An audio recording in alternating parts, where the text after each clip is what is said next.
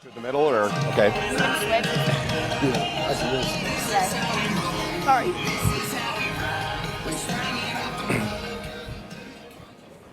Well, good afternoon, CPAC.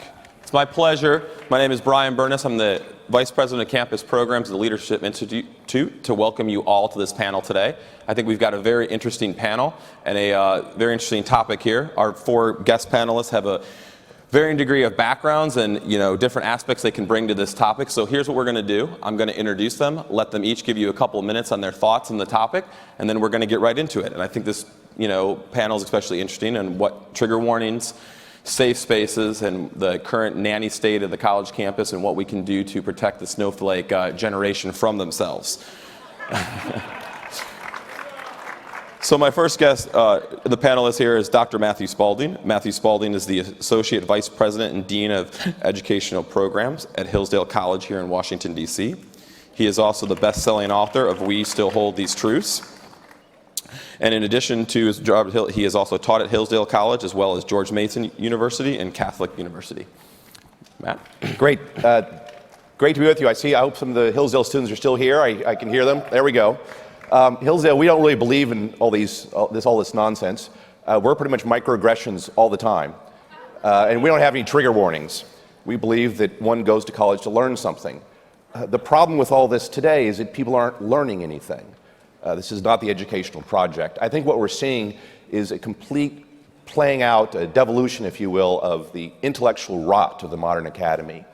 It has nothing to say. This is what happens when you turn, going back to the 1960s and prior to that, to absolute moral relativism. They have no sense of their own purpose, no sense of their own mission, and now they're devouring themselves. And so we see these absurdities, absolute absurdities of political correctness on the campus. What I fear now is it's becoming connected to not only the campus administration, which has the power to enforce speech codes, but also more and more the federal government through Title IX and things like that. This is where liberalism is going, to a kind of a soft intellectual despotism that we're seeing on a lot of our big college campuses. And our next ed, Madison Jessiato. Madison is a Washington Times columnist and a conservative commentator who appears frequently on Fox News. She was also a regional press secretary for President Trump's inauguration, as well as a national surrogate. Madison is in her final semester of law school at Ohio State University and formerly served as the staff editor for the Ohio State Journal of Criminal Law. In addition to her television writing work, Madison is also an athlete, a beauty queen. In 2014, she captured the coveted title of Miss Ohio USA. So Madison, welcome. Thank you so much. It's so great to be with everybody today and to be here at CPAC with my fellow panelists. I want to give a quick thank you to Matt and Mercedes Schlapp, who have just been amazing. They've put together just another incredible CPAC, and they've really been amazing role models to me and so many other people in this room. So thank you to them. Now, my family immigrated here less than 100 years ago. They came to chase the American dream. They moved across land and sea to experience the unparalleled freedoms of the United States of America, a country where every one of us is guaranteed the right to free speech and freedom of religion. But less than 100 years later, to their dismay, and the dismay of so many of you in this room, free speech has practically been, what I would say, thrown out the window on college campuses. At Ohio State's law school campus, I myself was the target of attacks for writing a column in the Washington Times about an issue that I feel is very important in today's society, and that's abortion within the Black community. I was threatened, I was harassed, but I didn't back down. And I know I'm not the only one in the room who's been there. I know so many of you, like me, have dealt with this, or have seen your children, grandchildren, friends, or family members deal with this on their campuses. You've seen the snowflakes, and you've seen the negative effects that safe spaces have on college campuses today. But the reality remains that the future of conservatism is at stake, the future of our nation is at stake, and our future leaders will not be produced from safe spaces. In the real world, there are no safe spaces, which is why I think it's so important that we have young conservatives here today.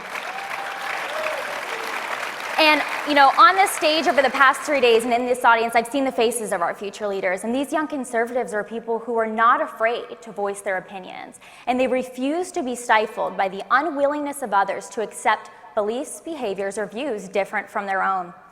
And as we continue to see the troubling trends of liberal administrations, overly sensitive, what we like to call snowflakes on campuses and safe spaces, I think it's very important that we continue to not back down and to not react based on our emotions. The most important thing I think young conservatives can be doing is stepping up and continuing to stand up for what's right and what's moral, for speaking truth, and for refusing to back down. Thank you guys again so much for coming in. I'm so glad to be with you. And our next panelist, Amanda Owens, is the founder of Future Female Leaders, America's leading social movement for conservative women. Future Female Leaders, often affectionately known as FFL, has built a community of hundreds of thousands of women that support and empower each other on their college campuses. Amanda? Hi, thank you so much for having me. Can we give a round of applause to CPAC and the ACU? So I'm so excited to be here to share what our organization does on college campuses in my journey. I started Future Female Leaders in my college dorm room, and it started as an anonymous Twitter account. And I started that because I was very involved in the 2012 election, supported Mitt Romney passionately, and I think I started getting the nickname "that conservative girl" on campus, and I was getting unfriended on Facebook, I was getting names thrown at me, and I was still a young girl trying to grow her confidence and grow, professionally and personally. And so I found myself just wanting an outlet to get my ideas out there. And so I created that account, and I tweeted about politics, I tweeted about the 2012 election, and I also talked about, the highs and lows of being a young conservative woman on campus. And it really resonated with a lot of women. We grew our social media very quickly, and we found that we were hitting a niche of girls that felt like their views were not being represented on college campus. Women centers were not representing them because they were conservative. And I see that there is so much, hatred and unacceptance of conservatives, all conservatives, but especially conservative women. Here at Future Female Leaders, we have a motto that says, being a conservative woman can be hard, but we try to make it easier. So I'm so excited to talk to you guys today about what we're doing on college campuses to try to bring a platform to conservative women and conservatives all across, all identities. Thank you, Amanda. Our final panelist, Lawrence Jones, is an author, a conservative radio show host, and he also is a contributor and guest host on the Dana Lash's show on The Blaze. Lawrence Jones.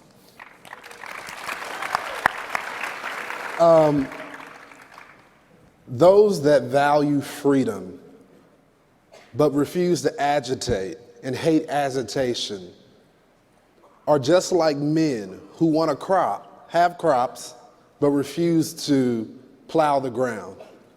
Those were the words of Frederick Douglass. And I'm here to tell you guys, in the words of Andrew Breitbart, freedom does not care about your feelings. And just because many on the left sent their kids to school without hurting their feelings, it is not our job to coddle their feelings. And if we don't stop, I was on MSNBC earlier today, and they got upset and offended because I said Obama took care of the Latinos but not the black community. And they were like, MSNBC, why do you have them on and all this? And I saw my conservative friends saying, how could they say that about you? How can they say that about a black man? How could you let that? I'm just like, guys, just stop. I'm not a snowflake, okay? Because like Frederick Douglass, I can fight. Like Booker T. Washington, I can build, and just like Harriet Tubman, if you try to cross me, I will defend myself.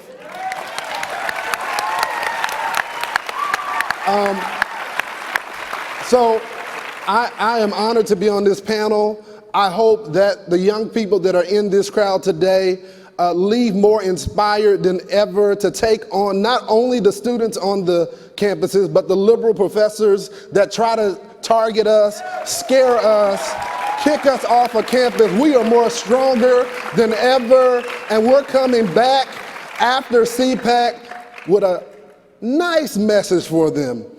Come and take it.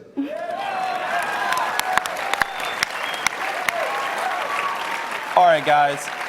So how this town hall panel is gonna work is we're actually gonna take questions from you. So there's 2 microphones over there as well as on Facebook and Twitter. But to get us started off there, in my role at the Leadership Institute, working with college students, conservative across the country, as well as on campus reform, this is something we hear about all day long. These ridiculous trigger warnings, microaggressions, safe spaces. And the question becomes, what are we doing for the next generation of leaders? I mean, one can only imagine had this existed when Elizabeth Warren went to college, we'd probably have a trigger warning filed every day in the U.S. Senate.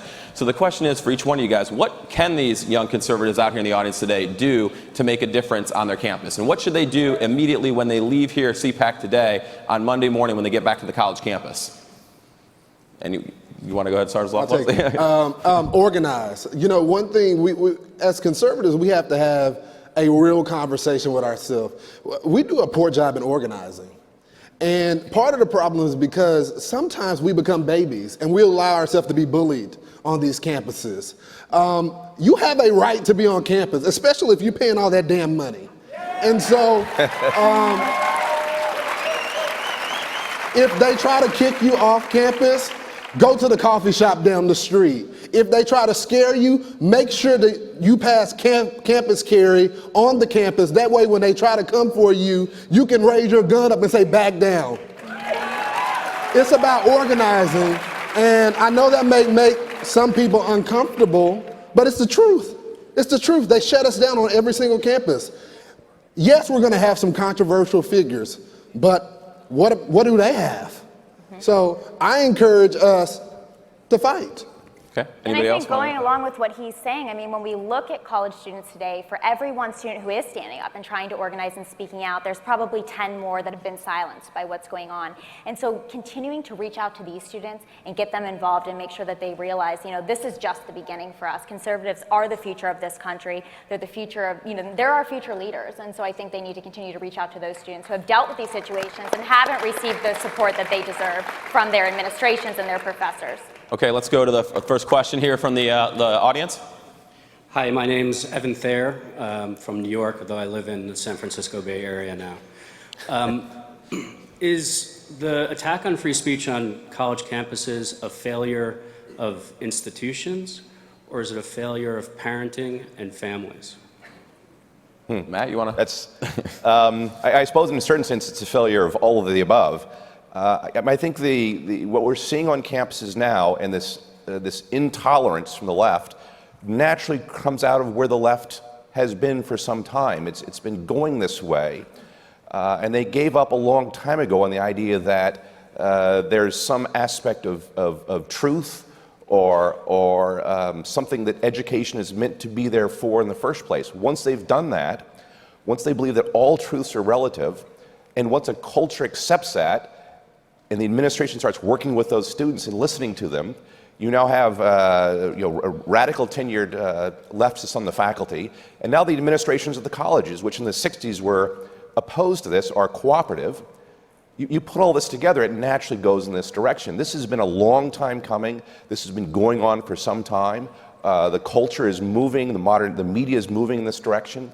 That makes it all the more important for conservatives on campus to work together, to organize, to find and support faculty that are friendly to your arguments on campus, and work with them. There aren't that many of us, but keep in mind, we are not merely protecting our free speech, our ability to make arguments, but we're preserving something that the modern academy has given up on, namely defending Western civilization and what it stands for.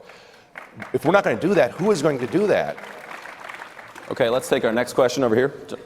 My name is Brennan Cassell. I'm from what I like to call the occupied South in Bethesda, Maryland. I'm a senior in high school, and I will be attending Texas A&M in the fall. While this may, thank you. While this may be a more conservative university, what kind of resistance can I expect from liberal staff and liberal students, and how do I handle that at the college level? Madison, maybe you as a current student? Sure. First of all, congratulations. I have a younger sister starting college in the fall as well. I think one of the first things you have to keep in mind is you're going to receive a lot of, I would say, unfair treatment in the classroom. And this is something I've seen at the law school, and I've seen a lot of other people talk about at their universities at the undergrad level. And so when you're in class and you're going through these types of situations, it can be really difficult, but you can't change what you're doing. You can't stop raising your hand because one time a professor tries to shut you down, because at the end of the day, that's how they win, right? So you need to continue to, like I said before, you need to speak up for what's right and what's moral. You need to continue to speak truth, and that can be really difficult. So I think that's the number one thing you need to do, and one thing I advocate a lot of students to do as well is, most of the time it's going to be conservatives and religious students that are going to be discriminated against. But if you see a liberal student that has their free speech rights stifled, that's the first time I'll stand up as well. I don't care if I agree with anything they're saying. I don't have to agree with one thing they ever say, but I agree with their right to say it, and that's what we have to remember. That's what we're fighting for, and that's what we want them to do for us. So we need to set that example by doing that for them as well if you do encounter a situation like that in a more conservative class that you may have at Texas. Yeah. I don't want to forget about our audience out there on social media, so do we have a question from social media? Alana Lee B. would like to know, what would you say to conservatives or those who claim conservatives are insensitive by fighting against safe spaces and trigger warnings? Fake news.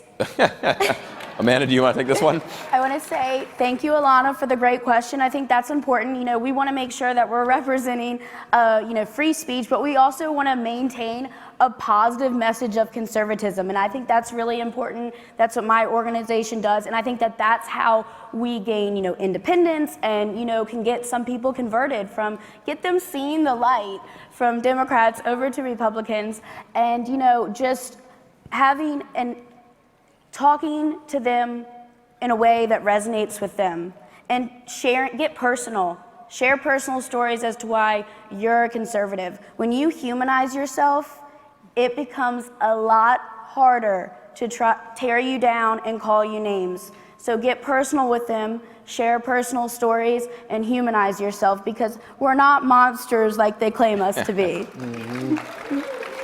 All right, let's go to our next question from the audience. Is this working? Okay. Hi, my name is Fuad Farouk, and I'm a college student going to Stony Brook University in Long Island.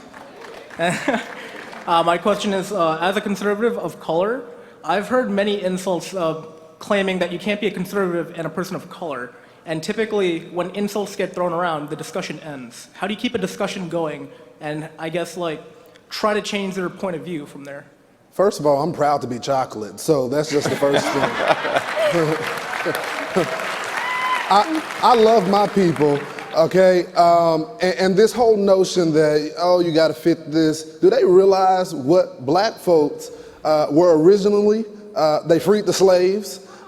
We were the first in Congress. Those were black folks. Black folks founded the Republican Party of Texas and are still active in Texas. My people have been fighting way too long to allow people on college campuses to tell us how to eat, how to think, and which safe space to be on.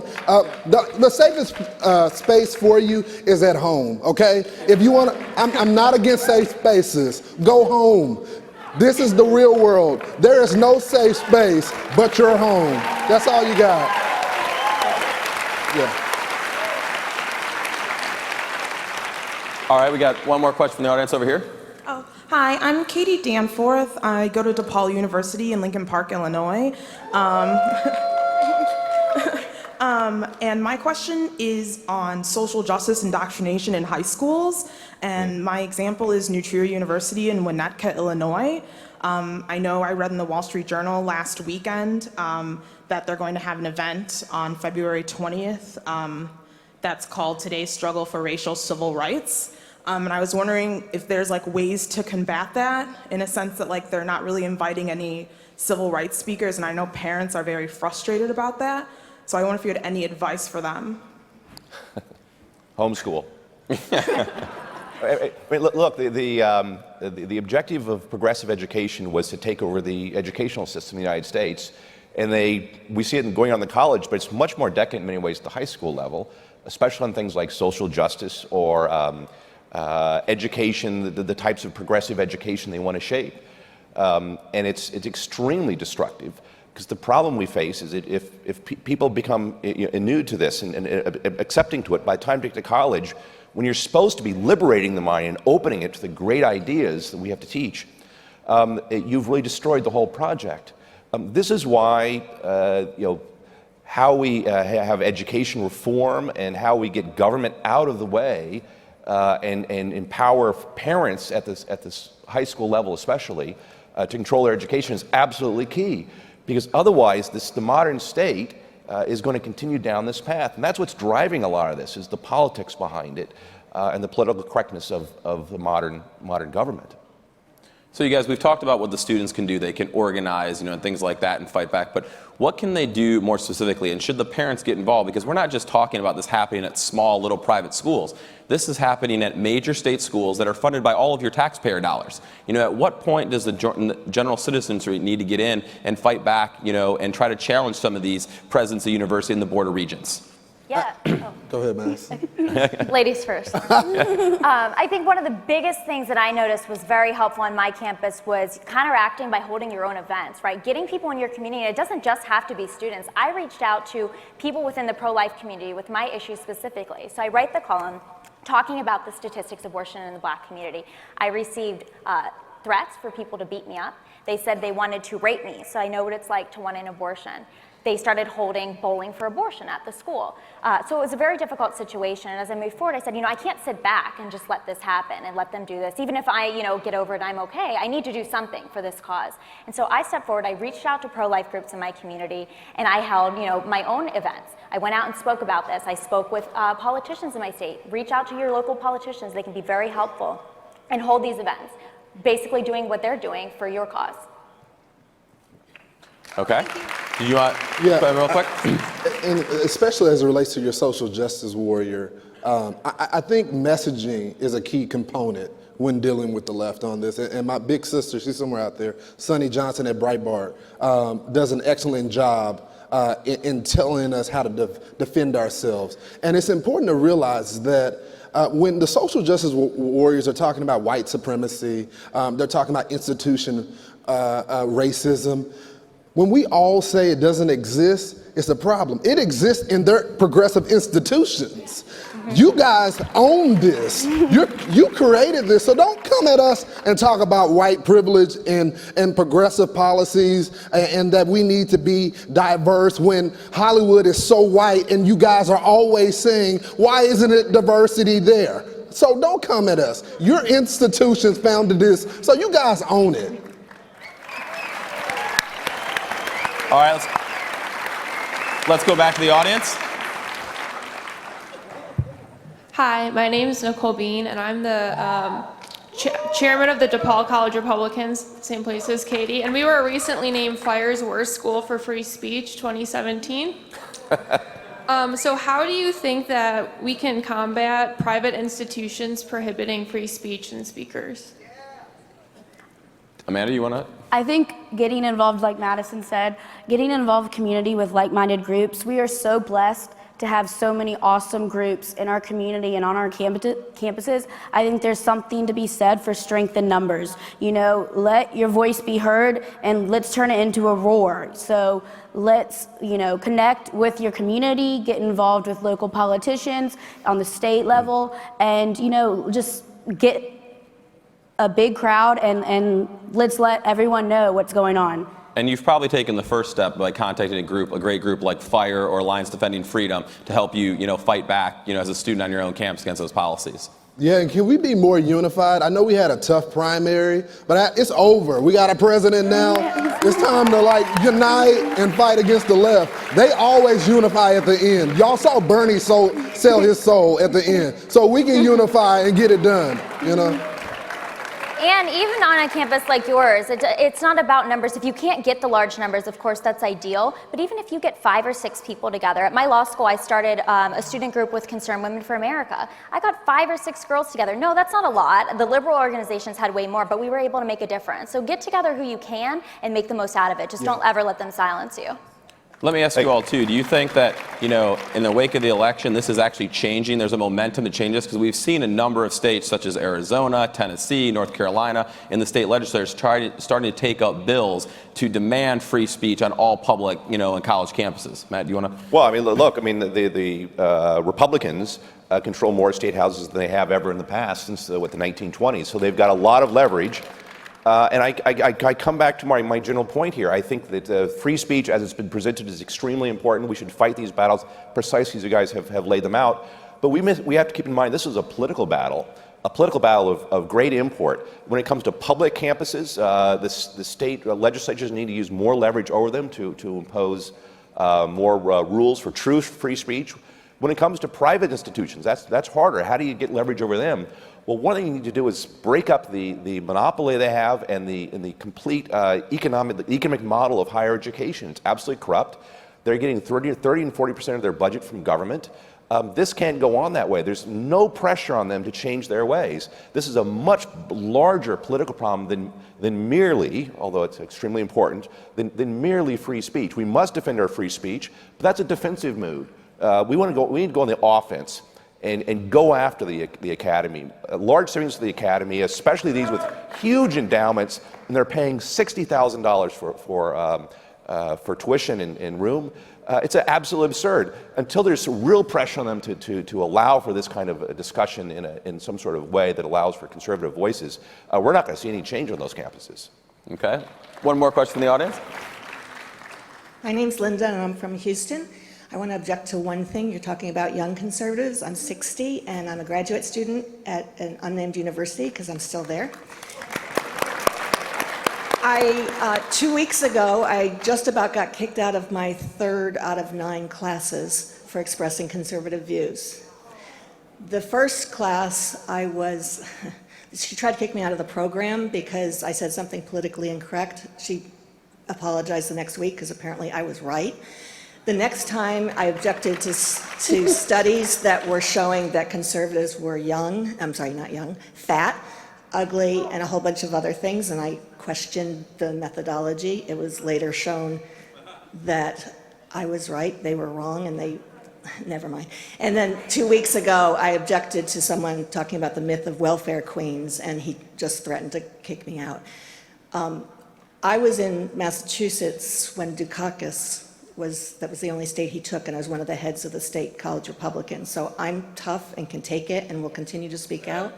But I'm really concerned about the real young people. How are they going to speak up when I'm getting shut down like this? And I'm got a ton of guts and a lot of experience, but they don't. Bill, you want to go? All right, I'll start. I think, like I said before, they just can't back down, and it's so difficult. It's not easy by any means, but there's amazing organizations out there that will work with them, like FIRE, like Alliance Defending Freedom, like Concerned Women for America. All 3 of these organizations really stepped up and helped me. I mean, I had professors and students who were trying to get me to either resign or get kicked off from being a staff editor on the law journal at my law school, which they had no ability to do, but they tried anyways. And so they need to continue to reach out to these organizations, and I think we as people who are standing up can continue to do what we can to reach out to them to make them aware of them, because not all students are aware that these organizations exist or that they can do this.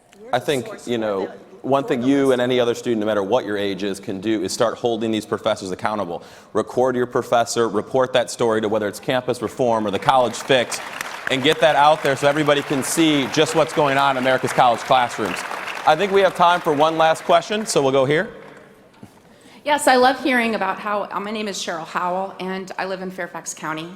And I love hearing about the importance of the younger generation, not that I'm against the older generation. But I got hooked in high school from my government teacher who demanded that everybody had to participate in the election process by joining either the Young Republicans or the Young Democrat Party and help campaign, because in Virginia there's always an election.